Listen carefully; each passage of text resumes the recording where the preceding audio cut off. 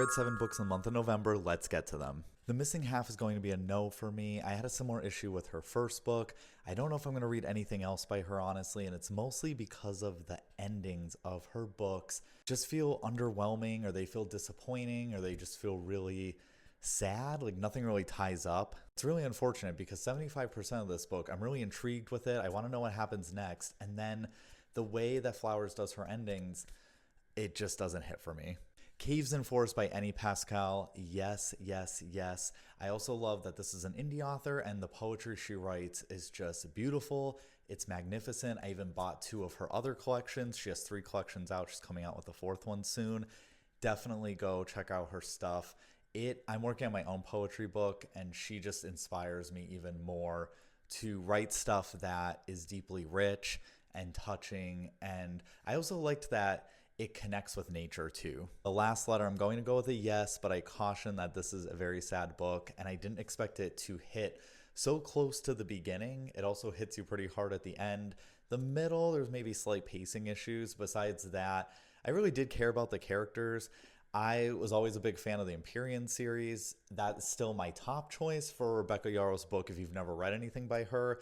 But when it comes to her contemporary romance, I thought this was done very well. May You Know Peace, I'm going to go with yes. This is also by an indie author, a poetry collection, and I'd love to continue the support. I would say some people might say maybe to this type of collection. I'm thinking, one, because the poems are on the shorter side and some people really don't like that. And this also touches on a more meditative and calming state. Some people with poetry, they look for something that just will rip your heart out. This isn't that, but I liked that it was the opposite. This is something I've never really read a style like this before, so there's that. How about now? Yes, yes, yes. You need to go buy this book right now or get it from a library or wherever.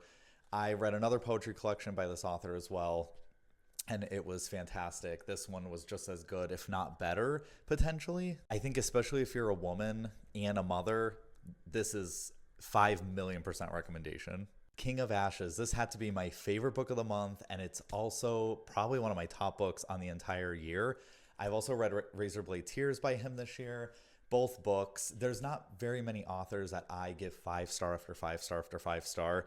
And I think S.A. Cosby is going to be one of those. Such devastating things will happen in these books, yet they're written so beautifully. And that is so hard for a writer to do. And I think he accomplishes that every single time. It's like watching a movie when reading his books. I just think he checks off all the boxes. My last book was 50/50. This is in the Eddie Flynn series, book number 5. Number 4, I kind of liked that book slightly more, but I give both of them the same rating. I think this still did its job. It's fast paced. I don't remember if I said yes, no, or maybe. I would go with a yes. I also like the characters in these books. One critique I do have is some of our bad guys in this book. I wish we got more of them. I think because it's supposed to be a mystery, they were kept a little too secret, but we have a point of view in this book from the supposed killer. So I think it would have been more interesting to get even more backstory than maybe we got. These were my books for the month of November. Let me know in the comments what you read. Have a super special awesome day and happy reading.